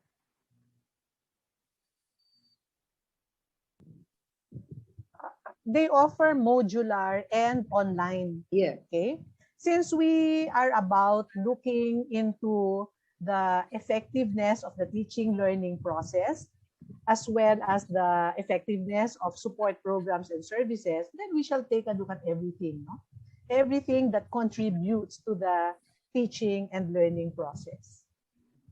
And if I may add, PAASCU is also preparing possible additional supplement, no? If the school is delivering its learning, teaching through modular session. So that will be forthcoming. From Dr. Violeta, could we avail of the copy of the online classroom observation tool for grade school and high school? It is already appended in the guidelines sent to the school. In fact, we have given you not only the observation form for basic education, but also for higher ed. From Ms. Katrina, for schools preparing for preliminary visit, how many years old should the documents be? Should we include pre-pandemic documents? For Mr. Palo. Usually, it will only be for the past 2-3 years. Okay, that is sufficient. No, and it will also depend on the provision in the instrument that you are responding to, because there are some provision that requires for a certain period, no, for information, let us say enrollment for the past 2 or 3 years. It will depend, no? But I think when one subject itself to a preliminary visit, what's most important, I think, is the current and the previous year. I think that is sufficient, because it will also take time for the school really to go into formal survey, which I think is critical, no, for the school to become a full member and to have an accredited status. So by the time you reach the formal survey, you would have spent already 2 or 3 years. No, so for the preliminary, I think 2 years is sufficient, except if the data will require 4 more. Okay, This is about a school schedule, Miss Caroline, of the formal visit, which is on September. Her concern is the LMS to store all the learning materials and other aspects related to curriculum and instruction. We are using the blended modular learning modality due to the fact that most of our learners do not have internet connectivity. The question is the use of online LMS a requirement? I don't think so. It shouldn't be. No, I mean, PAASCU respects the context of a school. And so if the school only has modular provisions, then that's fine. As Mr. Palo mentioned a while ago, we will issue guidelines on evaluating schools that are purely modular. Okay? We do not require schools to migrate to online if they do not have the capability to do so, and if it is not necessary in their context. If I may, I think what's most important initially is for the school to really describe the design of how they deliver teaching learning.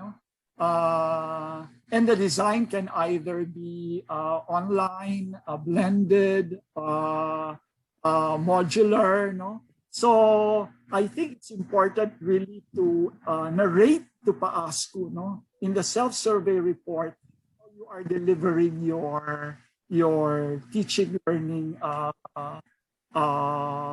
instruction, your process and your material. So we are not really requiring the school really go full online, or we are not even requiring them to go blended. Even for those who are online, we are not prescribing, let us say, X number of sessions that are synchronous or X number of sessions that are asynchronous.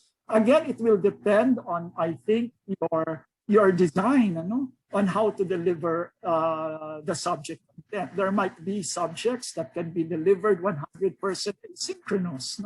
So therefore, the observation will just be on the LMS, or on a module. There might be some subjects that will require 50-50 or more synchronous. PAASCU will not prescribe the process. I think what PAASCU is after is the quality of delivery, and I think the basic question of whether learning and teaching takes place.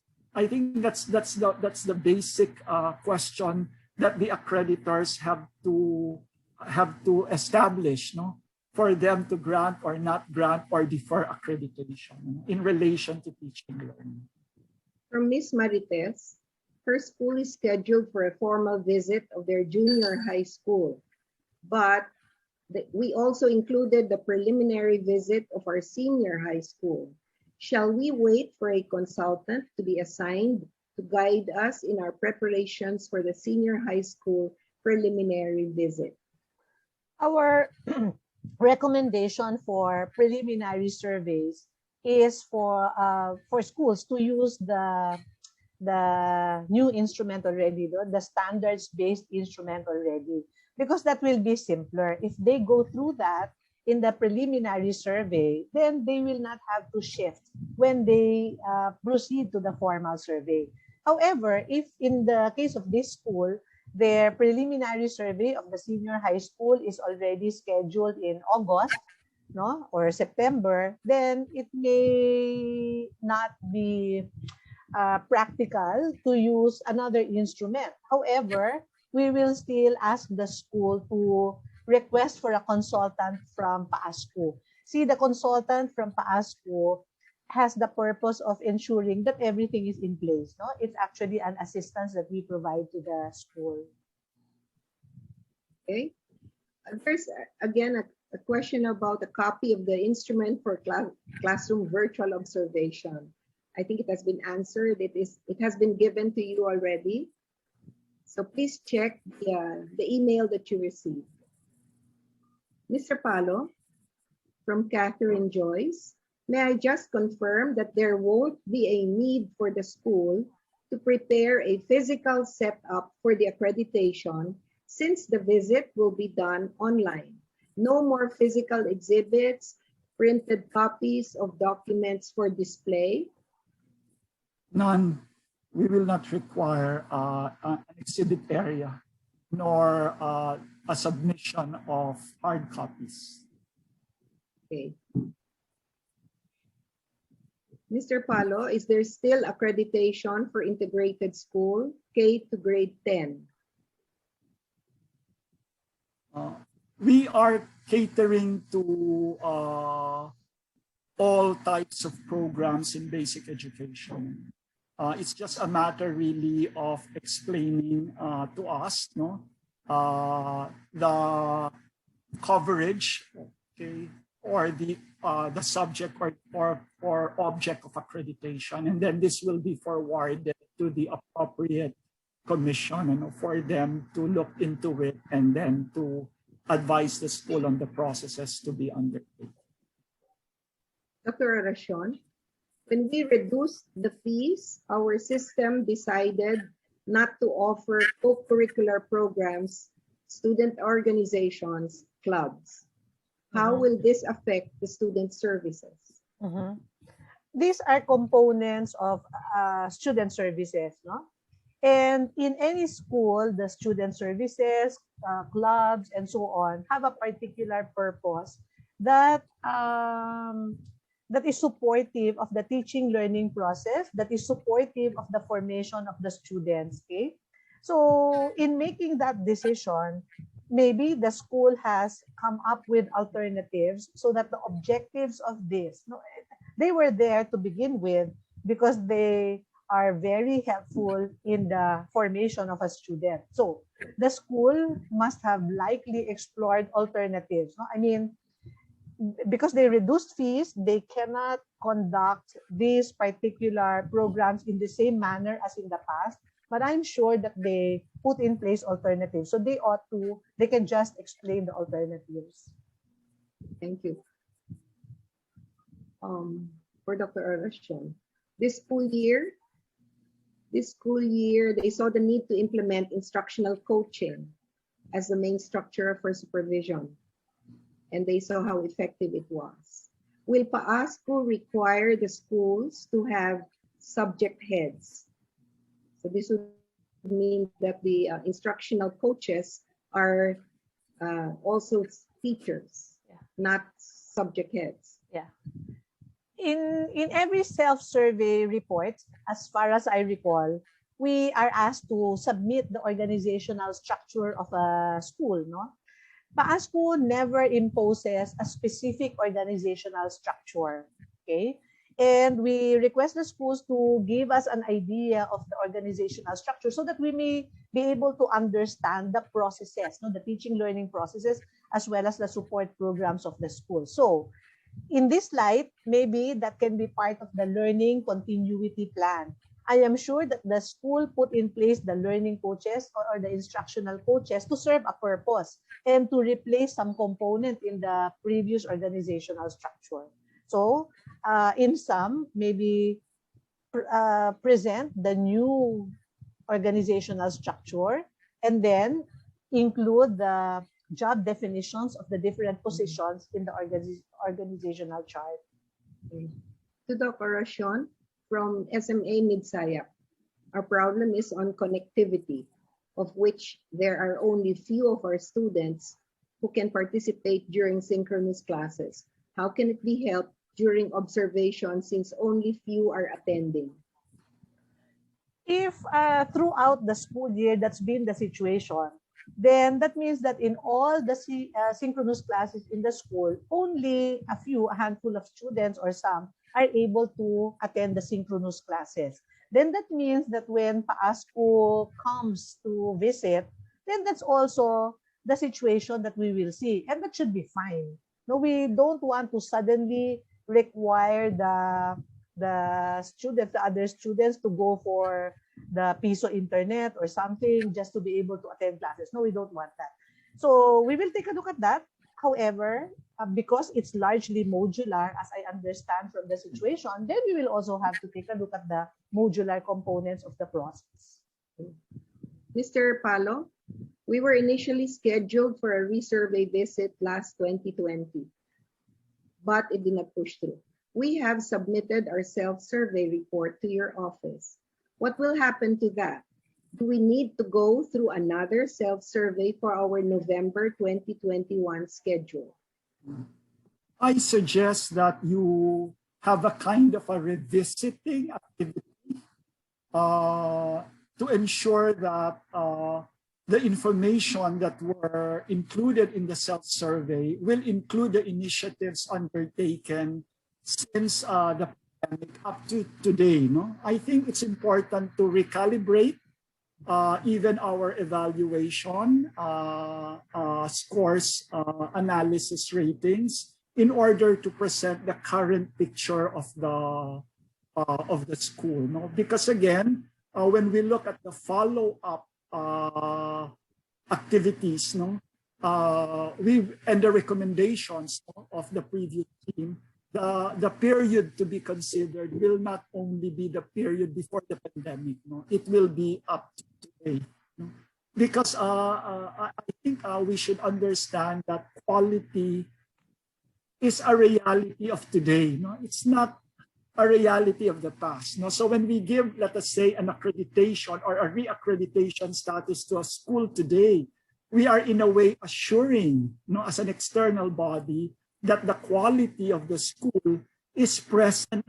No? So there should be a narrative. That's why the comment section of the self-survey instrument should be used not in order to add, okay, or to, again, to modify, or to adapt, no, the responses given in the self-survey report. So yes, no, you have to resubmit and include a current data because that's also required in relation to the supplement. No? We have given you a supplement, so I suppose that it's not yet contained in the report of April 2020. Mr. Palo? We have received confirmation from PAASCU for a senior high school preliminary visit in 2022. Where and when can we receive the revised standards for accreditation? The Commission on Elementary, Secondary, and Basic Education, the commissions have completed, no, the instrument. It will just be reviewed further by the Standards Committee and forwarded to the board for approval this May 2021. So hopefully by the end of May, we can already farm out, no, the instrument. No? Sir Rick, maybe would we consider having another orientation on that instrument? Yes. Surely. Thank you for that suggestion. Thank you. There is a question about, for Sir Rick, if the school with level 2 accreditation has 2 revisits with clean passes already, can the school already apply for level 3 accreditation a year after its latest clean pass? If they can apply for level 3? 3, yes. Yes, once they have completed a 5-year cycle for level 2. From Florida, Areola, may we be clarified of the supplementary document under facilities, which is the provision for access to facilities if allowed. Is this access by the students and parents?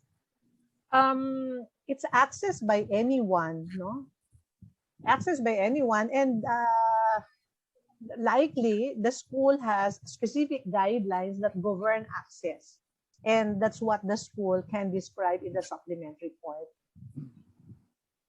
From Sister Consuelo, Dr. Oracion, since schools cannot afford to hire more teachers because of low enrollment, there's a probability that teachers will be teaching subjects other than their field of specialization.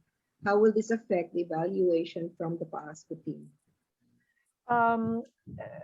The PAASCU survey team will not evaluate that particular information as it is, independent of other things like what it finds in the synchronous classes, how the team finds the different provisions, no, in the LMS, no. A teacher may not be a major of what he's teaching, but if he is able to teach the lesson effectively, then that should be all right, no? On the other hand, a teacher may also be a major of the particular subject he's teaching, but is unable to teach it well. So we will not make a judgment on that particular information independent of other findings. From Florida, Ariola, with regards to library statistics, can we consider logins in the library site or page as daily library attendance? The school has, you mean the school has a virtual library? Yeah. So I think what we're after is the utilization of the resources of the library. So any proof of utilization will be useful. No? So if that number that is being referred to is reflective of utilization of the library collections and services, then that will be a useful item. All right. From Siliman, sorry, it's choppy here most of the time. So, did I miss the number of minutes that is required for a pre-recorded video? And what would be the contents of this video? Sorry again. The live walkthrough tour will only be done if there is an additional request from the accreditors to look for spaces and facilities not included in the pre-recorded tour. We expect that for a live walkthrough tour, it should not exceed 30 minutes. No? For the pre-recorded tour, there is no limit. But we suggest that we just focus on key facilities that have impact, particularly on the fulfillment of the previous recommendation, follow-up action. Okay, this is about level 3 again, to clarify a point raised previously. Will there still be synchronous classroom observations done for level 3 elementary schools? Or will the assessment of this area be done purely based on documents submitted to the team? If so, will the documents include pre-recorded videos of synchronous classes? I think there should be a distinction between resurvey and application for level 3 status. I think most of the time schools put this together. No? Reaccreditation or resurvey is done by PAASCU, and observation of classes is a required process. No? Okay, once a school gained, let us say, a resurvey visit, it's clean, and it has met the requirement for level 3, then it can apply for level 3 accreditation status. No? There is no part of the criteria for level 3 that requires classroom observation. You know? Although the granting of level 3 hinges on the previous resurvey visit that requires a classroom observation. I hope that is clear. No? So we have to make a distinction between a visit and an application for level 3. So it's quite wrong, no, for us to say that we are undertaking or we will undertake a level 3 resurvey visit. Don't say that. No, we will just say we will undertake a revisit. No, and if we are successful, then after that, then it's another process, no, to apply for a level 3. Okay. During the group interview of students, faculty, parents, alumni, what is the assurance that there are no administrators or school officials listening? I think the accreditation process is premised on mutual respect between the organization and the member schools. These are not stranger schools. These are member schools. And therefore, if they hurt PAASCU, then they hurt themselves. No?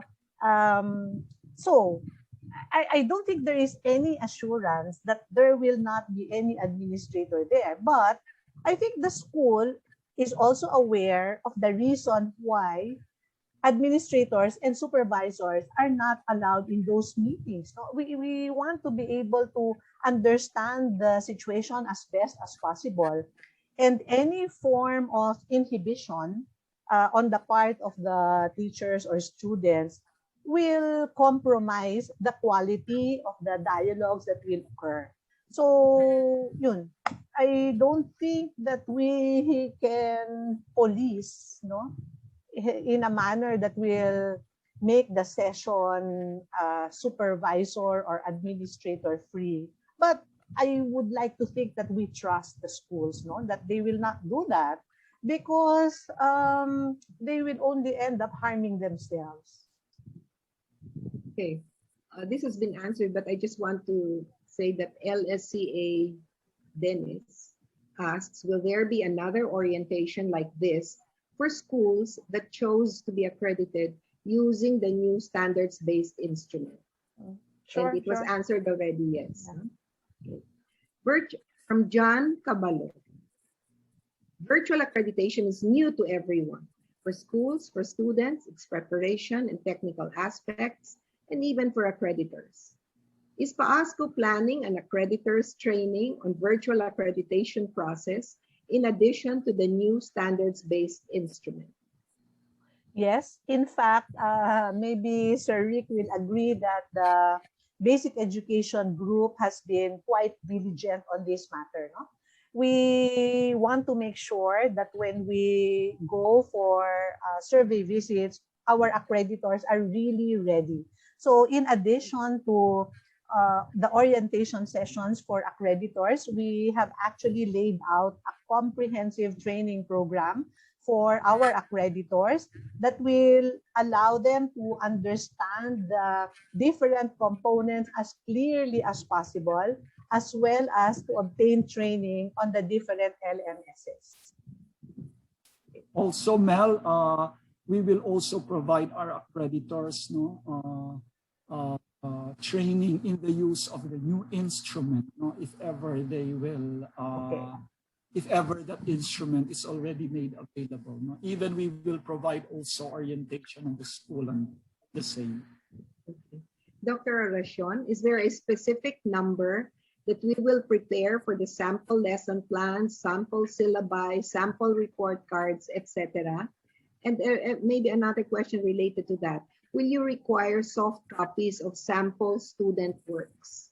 On the first question, I don't think we will impose any number. No? It depends on the particular item.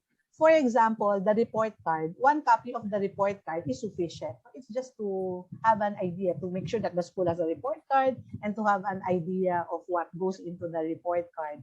Then on the lesson plans, for example, we will not specify a certain number because that's also problematic. Suppose we say 20 and then the school sends us 20 similar lesson plans. It will not be very helpful, no?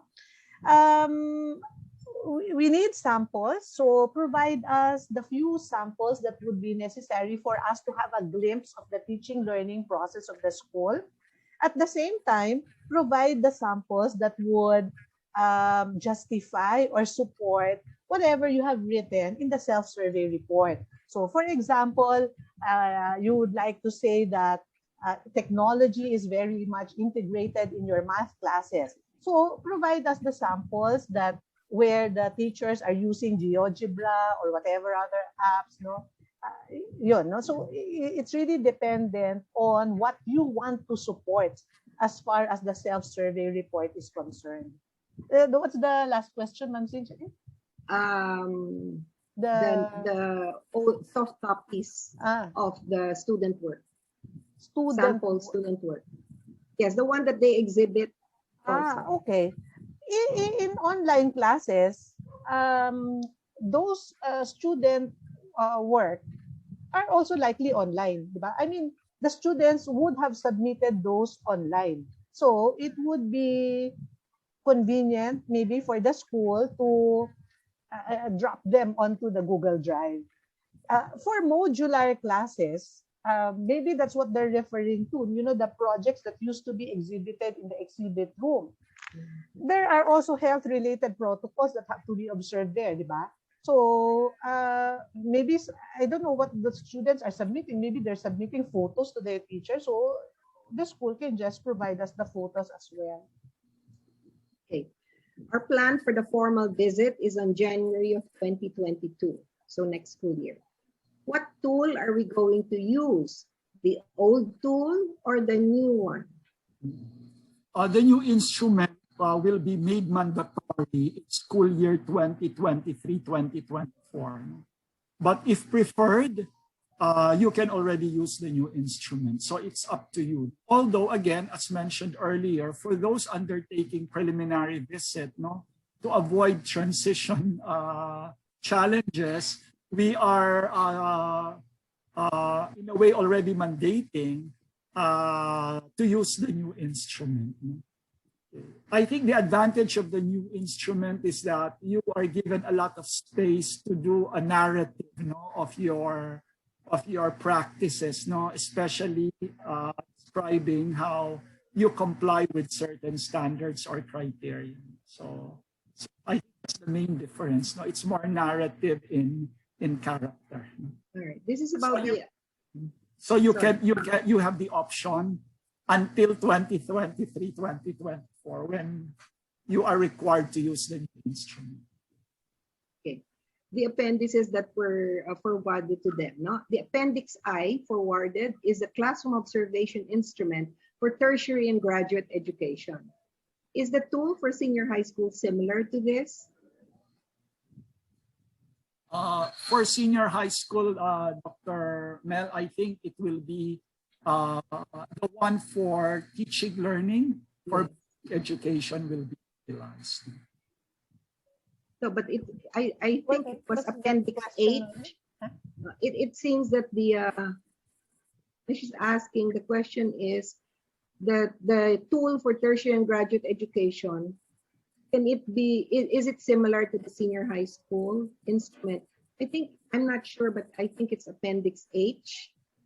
I'm not very sure, but the tool for the basic ed, including senior high school, is attached as another appendix, separate from Appendix I. So please look in another appendix. What is the expected content of the maintenance program as one of the supplementary documents under facilities? The maintenance program is a staple document in the area of facilities. The maintenance program indicates how the school is able to take care of its facilities and equipment. Now that schools are closed, the facilities remain to be there. So likely the schools have continued to implement provisions that would take care of the facilities of the school. I mean, the school cannot just let the grass keep on growing, or the molds accumulating in the shelves and in the books of the library and in the equipment, etc., etc. So whatever provisions the school has, faithful to health protocols, as far as maintenance of facilities is concerned, can be included in the maintenance program. Okay. In most schools too, Ma'am Sinch, yes, there are personnel who regularly report for work. I mean, maybe not every day, but they're there. So, for example, the fire extinguishers should continue to be filled, those have to be in place. All right. This is cute. What if we have scheduled for online visit on February 2022, then suddenly in January, face-to-face resumes? Which shall we follow?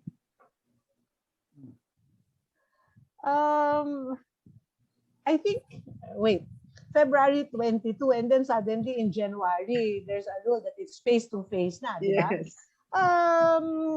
Well, we may be too, ano na, too, we're getting used to the ECQs and the GCQs and the MCQs shifting from one to another overnight, no? So that's understandable, a question.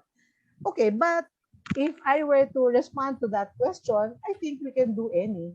No, I mean, if we're ready for the online visit, then let's go on with the online visit. Well, maybe the students and the teachers are coming to school, but there's also no harm delaying that a bit. Okay, or even if they're there, we can continue to have the online sessions. Sir Rick? If I may add, I think we have also to address the supply side, meaning the school demand already a face-to-face visit, but we have also to look at the availability of accreditors, no? Particularly the school's permission, no? To send accreditors, no? Kasi it still is very risky, no? Because if something happened to the accreditors, it will be the school who gave permission and PAASCU who will be responsible, no? It will not just be the accreditor. So it's both the demand and supply side, no? And I don't think we can immediately say within a month, okay, let's go for a face-to-face visit, no? There can be a blended approach, no? Maybe sending 1 or 2 accreditors, but it will be very risky that within a month we suddenly shift, no, to a full face-to-face accreditation. So that should be considered, no, scrupulously. Okay. Sir Rick, I think you need to address many questions here again about which instrument to be used this school year, etc. It keeps recurring, no? They're scheduled for November. Should they use the new one or the old one? And it keeps recurring. So maybe another explanation on that. It will be an option up to 2023. I think that's a brief response to that question. So I suggest that after May, you request for the new instrument, you look at it. If you feel confident that you can present yourself, no, using the new instrument, then you are free to do so. Okay. How will the interview with students and parents be done for schools with connectivity issues? I think that's why it's important really to complete the template for the interviewees, because we will be able to see and the school can assess, no, whether there is really possibility, no, in conducting remote visit, no, because in the template we are also asking the school to identify the place of the interview, no, where the person will be when the interview is conducted. Will it be in school or will it be at home? And then again, we are asking the school to assess, no, the Wi-Fi, the internet connectivity of the interviewee. So hopefully, within a month before the visit, we can have more or less, we would have assessed, no, whether that is possible or not. If it's not possible, then again, we give it to the team, and then the team will make a decision, you know, whether to insist on having the interview or to forego it, no. Because ultimately it will be the many factors to consider in granting or not, or deferring an accreditation status, no. It does not solely rely on one provision, you know. And at this time, I think there is more consideration, more prudence, again, without compromising the need really to establish quality in rendering judgment, no, as to the accreditations. Okay. Earlier, you had mentioned that the consultant is offered to schools that are undertaking a preliminary survey visit. This question is about for level 3 application. Can we request for assistance of a consultant? Yes, no? Pero I think the first thing to be asked for is an orientation. Kasi baka yung word na consultant will require more extensive thing. Siguro I think it's good to ask for an orientation, and surely PAASCU can provide that. If that is sufficient, then we have responded to the concern. If not, then we have to qualify and understand what is the extent, no, or what do you mean by a consultant, no, to help prepare for a level 3 accreditation. I think the criteria is very explicit. It does not really require too much explanation. I think an orientation. But if you really need a consultant, then surely the commission can consider the same and grant the requests. Okay, for Dr. Oracion, how can we appropriately justify or address recommendations that have been repeatedly cited, but limitations to carry these out hinder its full implementation?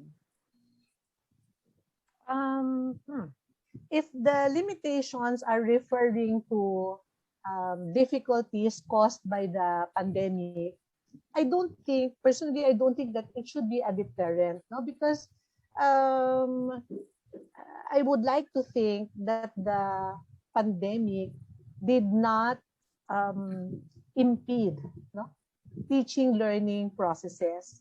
In fact, we know that in many areas, this has even enhanced the teaching learning process. So, whatever those are,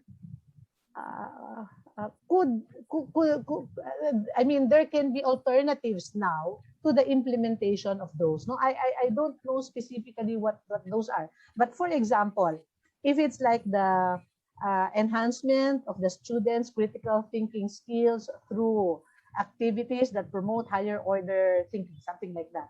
If that's the one, then I really don't think that online learning has impeded opportunities to do that. There are alternatives, so that's what we can state, no? However, if the recommendation is of such nature that really stop the school from addressing it, then I think they should just explain. Okay. And if I may add, as what Dr. Mel said, there is more emphasis now on explaining, narrating how the school complied with the recommendation. I think we all know that for answers, for an answer of partially implemented, really a thorough explanation is required. And I am certain that the accreditors will also look at the context, no, the recommendation, no, and consider the current context, not only the context before the pandemic, no. So it's important really to explain, no? Or you can even say it's partially implemented. It was completed before the pandemic. However, during the pandemic, there were certain limitations encountered that prevents the school from implementing the same. So if that's a fact, then simply state that, no? And then hopefully the accreditor will validate that. Okay. Mr. Palo, our school was granted level 3 for the remaining years of our level 2 accreditation. What steps do we take when our level 3 is to end?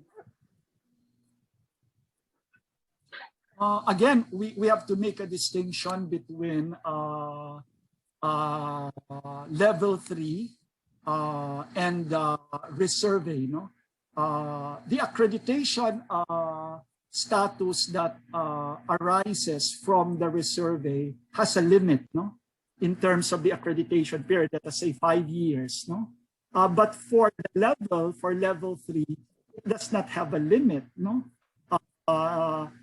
You don't need to renew it, no? Once level 3 is given, and then in your resurvey, you always have a clean status, then you keep level 3, no? Therefore, the concern should be only on passing resurvey visits, no? not on really renewing for level 3. As long as you always have a clean resurvey visit, you will be able to keep your level 3 status. Okay. Mr. Palo, if the school is into grade school level 3 and junior high school level 3 re-accreditation, are separate documents to be submitted or are they to be consolidated? At this time, yes, it should be separate because FAAP gives certification per program. So if the programs are distinct, then the application for level 3 should also be distinct, separate. Okay, maybe one of the last few questions. One of the documents under administration is the principal's meetings. May we be clarified on what this is? These are meetings chaired by the principal. No? So, for example, the principal has regular meetings with his or her assistant principals, the so-called administrative team. That's one example. Or maybe the principal has regular meetings with the general faculty, so maybe monthly general faculty meetings chaired by the principal. That's also another type. Or maybe the principal has periodic meetings with the policy-making body of the school or the admin council or the school council or whatever. That's also an example. So briefly, these are meetings that are set, called for, and chaired by the principal. Okay. Maybe this is the last. What is the timeline for a level 3 accreditation starting from the submission of letter of application? I mean the timeline for the granting of level 3. If that is the question, usually 6 months. Because the FAAP board, because it will pass through the commission, which most of the time meets monthly, and then it will pass through the PAASCU board, which meets quarterly, and then it also passes through FAAP, which meets at times quarterly, at times semi-annually. So it will depend on the process also, but usually 6 months, I think is the most efficient period, for a school to be granted a level 3 certificate by FAAP. Okay, so I think we have reached the time limit. Thank you, Mr. Palo and Dr. Oracion, for addressing the accreditation concerns of our school administrators. So we have reached the end of a fruitful morning. We wish to thank all of you administrators for joining us. We thank the speakers and the staff of the PAASCU office who made this orientation a success. Special thanks go to the hardworking and dedicated members of the working group of accreditors and members of the elementary, secondary, and basic education commissions for the tremendous work they did these past months to help bring PAASCU accreditation to a new level.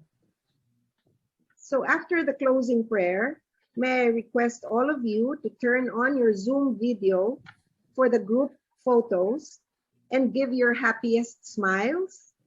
May I now call on Father Cesar Manlosa of Don Bosco Technical Institute of Cebu City for the closing prayer.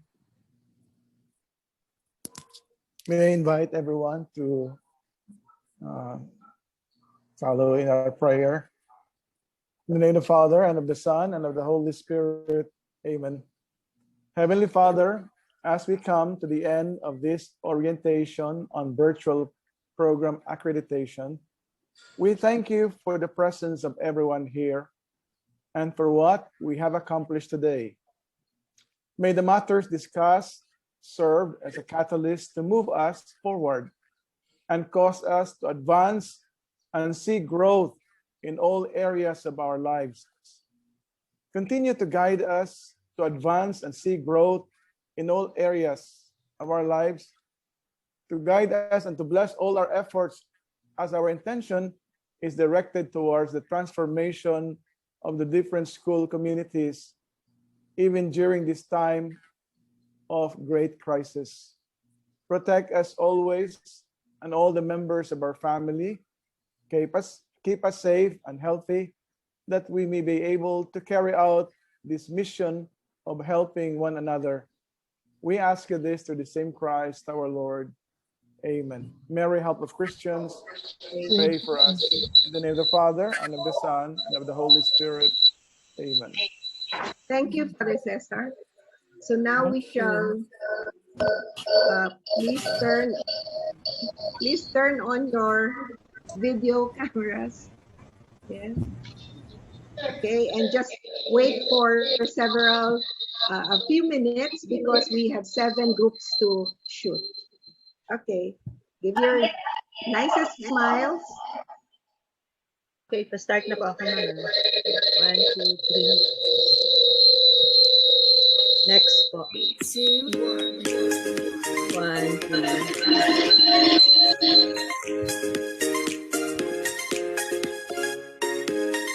Next.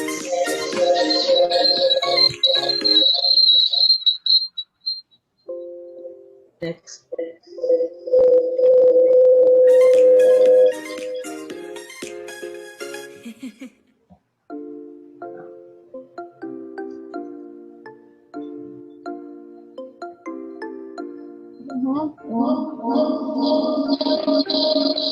Okay na po.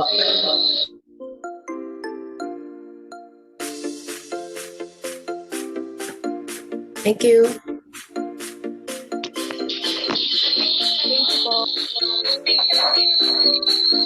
Okay na po. Thank you so much.